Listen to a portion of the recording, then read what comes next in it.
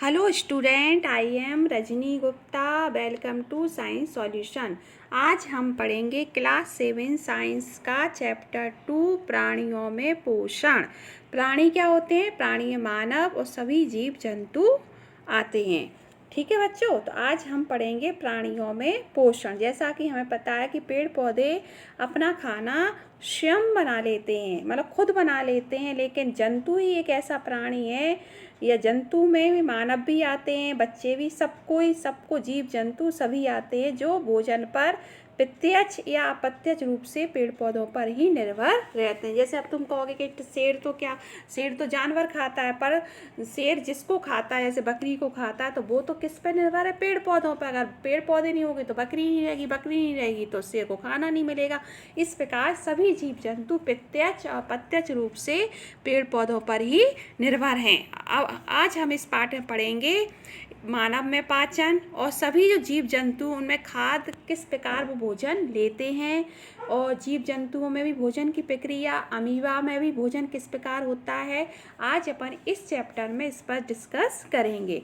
जैसा कि हमें पता है कि पोषण क्या होता है, तो पोषण मतलब हमें पता है कि हमारे शरीर के लिए भोजन बहुत आवश्यक है, क्योंकि भोजन से ही हमारे शरीर को ऊर्जा मिलती है, शरीर स्वस्थ रहता है एवं गतिशील रहता है। कि प्राणियों का जो पोषण है में पोषक तत्वों की आवश्यकता होती है। पोषण में पोषक तत्वों की आवश्यकता रहती, आहार के अंतर्ग्रहण, भोजन ग्रहण करने की विधियाँ और एवं इसके उपयोग की विधि।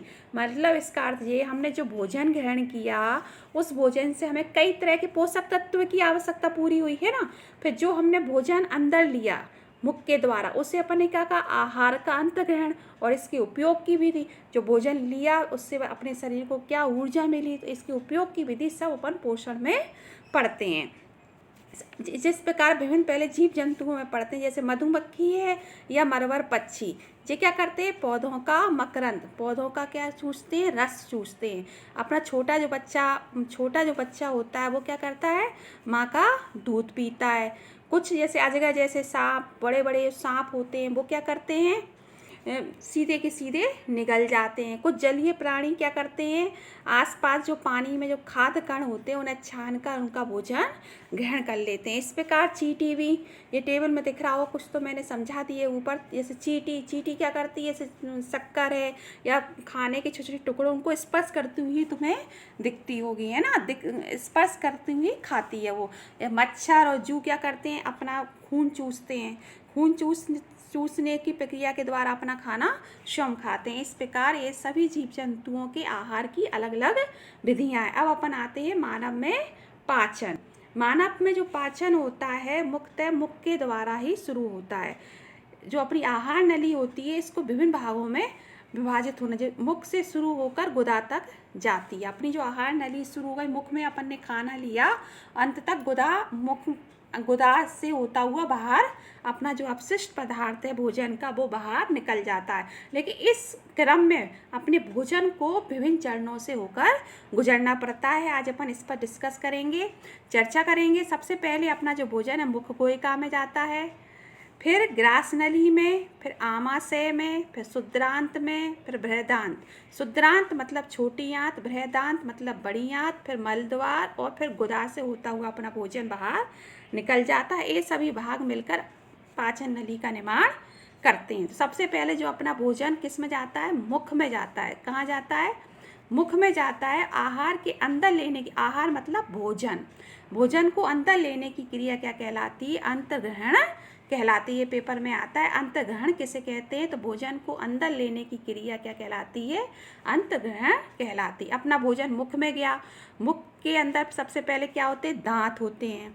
अपन ने लिया भोजन अंदर, दांत के अंदर गया। अपने शरीर के अंदर 4 प्रकार के दांत होते हैं, इस पे अपन आगे डिस्कस करेंगे। फिर दांत के द्वारा भोजन को चबाया गया, पीसा गया। फिर जीभ में लार होती है, लार से अपना भोजन कैसा हो जाता है? चिकना होता है, अपन देखते भी है ना। फिर खाना जिग्रसिका लंबी वाली जो नली दिख रही है आपको, जिग्रसिका है। क्या है जी? जिग्रसिका। इससे होता हुआ खाना अपना जाता है स्टमक। कहाँ जाता है? स्टमक। चित्र को बिल्कुल ध्यान से देखना बच्चों। आमाशय, स्टमक को हिंदी बोलते हैं आमाशय में, इसमें जाता है। आमाशय कैसा होता है? यू की आकार की क्या होती है? थैली दिख रही होगी आपको, जो यू की आकार की थैली ये दिख रही होगी आपको। इसका एक छिद्र कहाँ खुल रहा है? ग्रसिका में। दूसरा छिद्र कहाँ खुल रहा है इसका? बृहदांत में। किस में खुल रहा है? बृहदांत। बाहर की जो नली दिख रही है वो क्या है? बृहदांत में खुलता है। आमाशय में कई क्या होते हैं? कई आमाशय में एक रस निकलता रहता है, जिसे अपन कहते हैं अम्ल। क्या कहते हैं? अम्ल, या इंग्लिश में बोलते हैं एसिड। अम्ल में क्या निकलता है? HCl। क्या निकलता है बच्चों? HCl। अपन यहीं डिस्कस कर लेते हैं, आगे भी है लेकिन अपन इसको चित्र की देख के ही डिस्कस करते हैं। क्या निकलता है? HCl, जिसे बोलते हैं हाइड्रोक्लोरिक अम्ल। जी कहाँ निकलता है? आमाशय में निकलता है। कहाँ निकलता है बच्चों? आमाशय में निकलता है। तो जिससे अपने भोजन के साथ कई प्रकार के क्या आते हैं? जीवाणु आ जाते हैं। तो अम्ल जो होता है वो इनको नष्ट कर देता है आमाशय। आमाशय के बाद फिर ये दिख रहा होगा आपको, ये पीले रंग की ये अग्नाशय दिख रहा होगा आपको। अग्नाशय जस्ट आमाशय के नीचे रहता है अग्नाशय। अग्नाशय क्या होता है? सबसे पहले अपन पढ़ेंगे, हल्के पीले रंग की ग्रंथि होती है। ठीक है बच्चों, हल्के पीले रंग की ग्रंथि। इसमें चित्र क्या क्लियर नहीं है, लेकिन अपन हल्के पीले रंग की रहती है, हल्के पीले रंग की। ये याद करना अग्नाशय क्या होता है।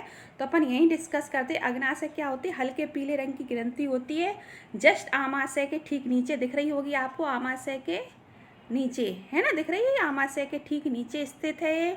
फिर दूसरी बात क्या है ये, और इसमें एक रस निकलता रहता है जिसे अग्नाशय का रस कहते हैं। और यहीं पर कार्बोहाइड्रेट, प्रोटीन और वसा का पाचन होता है ना। किसका होता है बच्चों? कार्बोहाइड्रेट, प्रोटीन और वसा का। कार्बोहाइड्रेट को जो अग्नाशय में जो रस निकलते हैं, कार्बोहाइड्रेट को बदल देते हैं सरल शर्करा में, और वसा को वसा अम्ल में, और प्रोटीन को एमिनो एसिड में बदल देते। जी अग्नाशय के कार्य हैं। किसके कार्य हैं बच्चों? ये अग्नाशय के कार्य हैं। अब यहीं देखो आप, आमाशय के बगल से एक जी ग्रंथि दिख रही है। जी दिख रही है ना आपको? जी इसको बोलते हैं यकृत। इंग्लिश में बोलते हैं लीवर। क्या बोलते हैं? लीवर। इस यकृत शरीर की एक पहली बात है। यकृत के क्या कार्य हैं आज यहीं डिस्कस करते हैं। यकृत अपने शरीर की सबसे बड़ी ग्रंथि है ना। इससे एक रस निकलता रहता है, एक रस निकलता रहता है जो कहाँ इकट्ठा होता है? ये दिख रहा होगा आपको, पित्ताशय में। कहाँ इकट्ठा होता है ये? पित्ताशय में। ये दिख रहा है आपको, ये पित्ताशय में इकट्ठा होता रहता है, जो वसा के पाचन में महत्वपूर्ण भूमिका निभाता है। पेपर में ऐसे आता है पित्ताशय क्या होता है, तो अपन को बताना पड़ेगा कि यकृत से एक रस निकलता रहता है, वह रस पित्ताशय में इकट्ठा होता रहता है और ये वसा के पाचन में महत्वपूर्ण भूमिका निभाता है। तो आमाशय अपन ने समझ लिया, यकृत समझ लिया, पित्ताशय समझ लिया, अग्नाशय समझ लिया। इसके बाद जो बाहर ये दिख रहा है आपको जी, ये बृहदांत है, और ये दिख रहा है अंदर ये शुद्रांत। शुद्रांत मतलब छोटी सी आंत, ये छोटी दिख रही है अपन को। ये अब शुद्रांत के अपन कार्य समझते हैं। शुद्रांत क्या करता है? जो अवशोषित पदार्थ होते हैं, शुद्रांत में सबसे पहले अपन ये पढ़ेंगे कितने मीटर लंबी होती है। 7.5 मीटर लंबी होती है। जी दिख रही है आपको? ये 7.5 मीटर लंबी होती है। कितनी?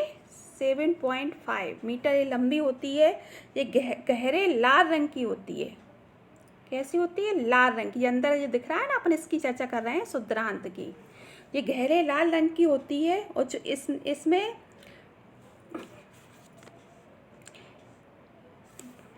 ठीक है। इसके बाद क्या होता है? जो शुद्रांत क्या करता है? अवशोषित पदार्थों का जो स्थानांतरण होता है रुधिर वाहिकाओं द्वारा शरीर के विभिन्न भागों तक पहुंचता है, और इस प्रक्रिया को हम क्या कहते हैं? स्वांगीकरण कहते हैं। फिर इसके बाद आता है बृहदांत। ये बाहर का जो हिस्सा दिख रहा है ना आपको बच्चों, ये बृहदांत है। बृहदांत ये 1.5 मीटर लंबा होता है। कितना? 1.5 मीटर लंबा होता है। इसका मुख्य कार्य क्या होता है? जल और लवणों को अवशोषण करना होता है। अपन ने चित्र से इतना समझ लिया है। आगे अपन थोड़ा अपना भोजन मुख में गया, मुख के बाद अपन ने दांतों पर डिस्कस नहीं किया था, थोड़ा दांतों पर डिस्कस करते हैं यहीं पर। दांत अपने शरीर में 4 प्रकार के होते हैं और 32 होते हैं। नीचे वाले जबड़े में 16 और ऊपर वाले जबड़े में 16। सबसे जो पीछे जिन्हें अपन दाढ़ कहते हैं, ये चवड़क होते हैं। ये 3 जे ये कितने हैं? 6 चवड़क दांत होते हैं। 6 6 नीचे के 6 ऊपर के, इस प्रकार से जे 12 दांत होते हैं। फिर अगर चवड़ा जे 4 होते हैं, 4 नीचे के 4 ऊपर के, तो इस प्रकार जे 8 जे होते हैं। फिर उसके बाद और देखते हैं नीचे रदनक जो दांत होते हैं ये 2 होते हैं, एक जे और एक जे, 2 नीचे के 2 ऊपर के, तो कितने हो गए 4, है ना। और आगे के जो कृतंक जो दांत होते हैं 4 और ऊपर के 4, तो ऐसे 8, इस प्रकार नीचे 16 रहते हैं, ऊपर 16, इस प्रकार 32 दांत होते हैं। ये कभी कभी पेपर में पूछा जाता है कि चवड़ा को अग चवड़ा कितने दांत होते हैं, तो अपन को पता होना चाहिए इनका क्या कार्य होता है। चवड़क क्या करता है, भोजन को चबाता और पीसता है ना, चबाना और पीसना, चवड़क मतलब चबाना। रदनक क्या करता है, जैसे अपन कुरकुरे का पैकेट है या कोई पैकेट को फाड़ना है मुंह से, तो फाड़ने का काम करते हैं रदनक, क्या करते हैं, फाड़ने का काम। तो अपन साइड से तिरछा नहीं लेते, तो ये अपना फाड़ने का काम। कृतंक क्या होते हैं, काटने का काम करते हैं। जैसे अपने कोई एप्पल खाया तो आगे के ही दांत अपने उसको वाइट करते हैं, तो कृतंक क्या काम करते हैं, काटने का काम करते हैं। तो अपने दांतों पर डिस्कस आपको समझ में आ गया होगा। लेकिन छोटे जो बच्चे होते हैं उनमें सबसे पहले दूध के दांत आते हैं। कितने आते हैं, दूध के दांत आते हैं, जिन्हें अपन 8 वर्ष की आयु में सभी दांत गिर जाते हैं, जिन्हें हम दूध के दांत कहते हैं। इसके बाद जो दूसरे दांत निकलते हैं उन्हें अपन स्थायी दांत कहते हैं। ठीक है बच्चों, इस प्रकार दांत अपने शरीर में 32 होते हैं, ऊपर 16 नीचे 16, इस प्रकार 32। अब अपना खाना मुख से कहाँ आता है, जीभ में आता है। जीभ क्या कहते हैं, जीभ से अपन को क्या कहता है, जीभ के कभी कभी पेपर में आते हैं कार्य। तो जीभ सबसे पहले बोलने में सहायक होती है, जीभ नहीं होगी तो अपन बोल नहीं पाएंगे। दूसरा, निगलने में सहायता करती है, जीभ से हमें स्वाद का पता चलता है। और जीभ में स्वाद का पता क्यों चलता है, कि जीभ में स्वाद कलका है। अब जीभ में खाना पचा, दांतों ने चबाया, जीभ ने स्वाद लिया कि खाना कड़वा है कि मीठा है, तो जीभ का एक काम होता है स्वाद का पता। फिर अपना खाना गिरसिका, अपन एक लंबी नली पड़ी थी, जो गिरसिका चित्र में दोबारा दिख रहा है, भोजन जा रहा है, जो भोजन है। गिरसिका के सकुचन से भोजन नीचे स्टमक में आता है, जिससे अपन आमाशय में पहुंचता है। इस पर अपन डिस्कस कर चुके हैं। यू के आकार की थैली होती है, इससे एक अम्ल निकलता रहता है, जिसे हाइड्रोक्लोरिक अम्ल कहते हैं। शुद्रांत पर भी अपन ने चर्चा कर ली थी एक बार। अब 7.5 मीटर लंबी रहती है, यकृत अग्नाशय से रस प्राप्त करती है, क्योंकि इसके बगल में यकृत और अग्नाशय होता है, अपन ने देखा था। उससे जो रस निकलता है उससे रस प्राप्त करती है, और यहीं पर ही किसका पाचन होता है, कार्बोहाइड्रेट का, प्रोटीन का और वसा का पाचन होता है। फिर अपन आते हैं शुद्रांत में जो अपशोषण होता है। अपन अब आता है पेपरों में, अपशोषण किसे कहते हैं। तो अपशोषण क्या होता है, अपशोषित जो पदार्थ है उनका स्थानांतर कहाँ हो जाता है, शुद्रांत की अंदर की जो भित्ति है रुधिर वाहिकाओं में होता है। रुधिर वाहिका और शरीर के विभिन्न भागों तक होता है, जहाँ इनका प्रयोग, ठीक है, रुधिर वाहिका तक होता है, उसे अपन क्या कहते हैं, अपशोषण कहते हैं। फिर शुद्रांत की आंतरिक भित्ति में उंगली के समान संरचना होती है। शुद्रांत अपन ने पढ़ा था, शुद्रांत ए है ना, अपन ने देखा था चित्र में, इस टाइप से था, और अंदर ये बृहदांत है और ये शुद्रांत है अंदर, पता 7.5 मीटर वाला। तो ये 7.5 मीटर जो लंबी अपन ने बात करी थी, कुंडलित जो संरचना होती है वो शुद्रांत, जिससे अपन छोटी आंत बोलते हैं। तो शुद्रांत की जो आंतरिक भित्ति है, तो आंतरिक भित्ति में से उंगली के समान संरचनाएं होती हैं, जिन्हें अपन दीर्घरोम या रसांकुर कहते हैं। ये पेपर में बहुत आता है कि दीर्घरोम किसे कहते हैं, तो दीर्घरोम किसे कहते हैं, जो शुद्रांत की आंतरिक भित्ति में उंगली के समान जो उभरी हुई संरचनाएं होती हैं, जिन्हें अपन दीर्घरोम कहते हैं। दीर्घरोम के क्या कार्य हैं, ये भी पेपर में बहुत आता है। दीर्घरोम क्या करता है, जो अपना खाना पच जाता है उसके अपशोषण क्षेत्र को बढ़ा देता है। जैसे पच गया अपना खाना, तो जो पोषक तत्व है वो अपना रुधिर वाहिका लेंगी, रुधिर वाहिका से पूरे शरीर में पहुंचेगा, तो वो अपशोषण क्षेत्र जल्दी जो खाना पचा वो जल्दी अपशोषित हो जाए, तो उसके क्षेत्र को ये बढ़ा देता है। ठीक है, आपको क्लियर हो गया होगा। इसके बाद अपन आते हैं स्वांगीकरण। ये भी बहुत पूछा जाता है कि स्वांगीकरण क्या होता है। अभी अपन ने अपशोषण पढ़ा, अपशोषण में जो खाना पचे हुए भोजन का जो अपशोषण हुआ उसे अपन ने क्या हुआ, अपशोषण कहा। ठीक है, लेकिन स्वांगीकरण में क्या होता है, जो अपशोषित पदार्थ है अपशोषित हो गया, जिसे अपन ने अपशोषण कहा। जो पचा हुआ भोजन जो रुधिर वाहिकाओं ने अपशोषित किया उसे अपन ने क्या कहा, अपशोषण, एब्जॉर्बेशन, है ना। लेकिन जो अवशोषित जो पोषक तत्व अवशोषित हो गए रुधिर वाहिकाओं में, तो वो शरीर के विभिन्न भागों में पहुंचा, तो जहाँ अपना जो भोजन सरल बन गया था, लेकिन अब पुनः फिर वो जटिल पदार्थ में बनेगा। माने पहले जटिल था, है ना, फिर सरल बना, फिर जटिल बनता है, फिर जटिल बनता है। तो जहाँ सरल पदार्थ से पुनः जटिल पदार्थ में बनाना, वो है प्रक्रिया स्वांगीकरण कहते हैं। ठीक है, स्वांगीकरण आपको क्लियर हो गया होगा। बृहदांत, अब ये पढ़ाया था, दोबारा से पढ़ लेते। बृहदांत क्षुद्रांत की अपेक्षा चौड़ी और छोटी होती है। बृहदांत क्षुद्रांत की अपेक्षा चौड़ी और छोटी होती। चौड़ी मतलब अपन ने पढ़ा था बाहर का जो क्षेत्र अपन ने पढ़ा था, ऐसे जी वाला, ये देखा था अपन ने, ये चौड़ा होता है, पर जो अंदर क्षुद्रांत होती है छोटी आंत, उससे छोटी होती है ना। जे कितनी होती है? 1.5 मीटर, 1.5 मीटर। इसका मुख्य कार्य क्या होता है? जल और कुछ लवणों का अपशोषण करना होता है। जे आता है बृहदांत का क्या कार्य है? तो जल और कुछ लवणों का अपशोषण करना होता है। फिर जो खाना नहीं पचता है, जो अपशिष्ट पदार्थ होता है, वो कहाँ चला जाता है? मलाशय में चला जाता है, अर्ध ठोस मल के रूप में रहता है, जिसे अपन जो अपना अपशिष्ट पदार्थ समय समय पर अपन बाहर निकालते रहते हैं, जिसे अपन क्या कहते हैं? निष्कासन। क्या कहते हैं बच्चों? निष्कासन। जो मल या पोटी गुदा द्वारा मल बाहर निकाल दिया जाता है, जिसे अपन निष्कासन कहते हैं। आपको क्लियर हो गया होगा। पहले पोषण की पहले क्रिया क्या थी? अंतर्ग्रहण थी। अंतर्ग्रहण के बाद क्या हुआ? उसका दांतों के द्वारा अपन ने चबाया, है ना, लार। फिर उसके आमाशय में उसका पाचन हुआ, अग्नाशय में पाचन हुआ, शुद्रांत में पाचन हुआ। पाचन के बाद शुद्रांत में 3 क्रियाएं हुई, एक अपशोषण, है ना, एक स्वांगीकरण, उसके बाद फिर क्या हुआ? निष्कासन। ठीक है, अब अपन पढ़ते हैं जीव जंतुओं में पाचन। जीव जंतु कौन? जो हरी घास खाते हैं। ऐसे शाकाहारी जीव जंतु जो हरी घास खाते हैं, उनमें पाचन कैसे होता है? तो वो क्या करते हैं, तुमने देखा होगा कि कभी कभी अपन देखते हैं अपनी गाय या बकरी जल्दी जल्दी घास खा लेती है। जल्दी जल्दी घास खा लेती तो वो एक जगह जल्दी जल्दी निकल कर आमाशय के एक भाग में इकट्ठा कर लेती, जिसे अपन रूमेन कहते हैं। ये बहुत आता है पेपर में कि रूमेन किसे कहते हैं। तो जब जानवर या जंतु पहले घास को जल्दी जल्दी निकल कर आमाशय के एक भाग में इकट्ठा कर लेते हैं, उसे अपन रूमेन कहते हैं। फिर वहाँ रूमेन में क्या भोजन का आंशिक पाचन होता है, और फिर वहीं से भोजन का छोटे छोटे कण पुनः मुख में आते हैं। छोटा छोटा भोजन पुनः मुख में आता है, जिसे वो चबाता रहता है, इससे उनका मुंह हमेशा चलता रहता है। इस प्रक्रिया को हम रूमेनथन कहते हैं। और ऐसे जंतु जो इस प्रक्रिया को करते हैं, उसे हम क्या कहते हैं? रूमिनेंट जंतु कहते हैं। अभी चित्र को देखो, क्लियर देखो, ये रूमेन है। अपन ने पढ़ा था आमाशय का एक भाग क्या कहलाता है? रूमेन। ये शुद्रांत है और ये बृहदांत है।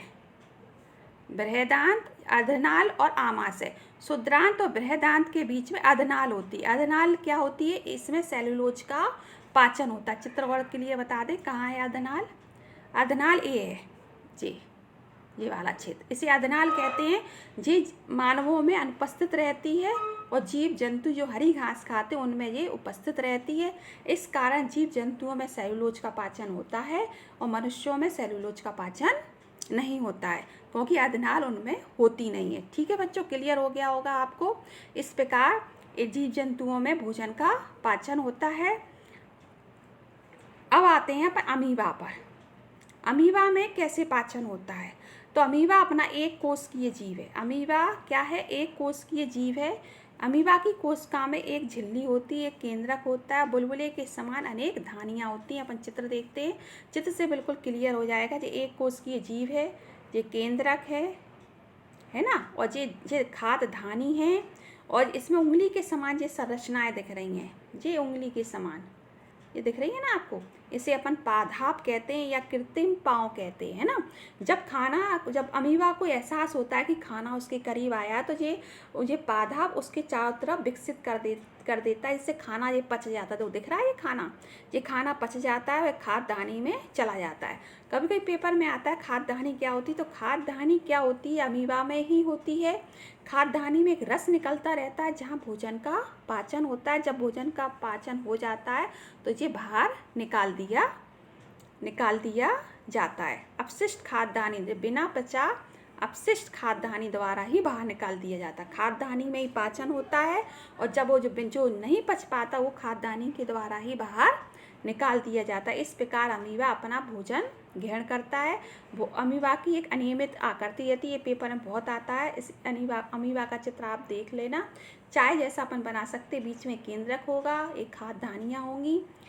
इस प्रकार केंद्रक और पादप को अपन बोलते हैं कृत्रिम पाँव। इस प्रकार ये चैप्टर अपना पूरा हुआ। अब अपन इसके कठिन कीवर्ड्स को पढ़ते हैं, मेन जो शब्द हैं इस पर अब थोड़ा डिस्कस करते हैं। अपशोषण क्या होता है?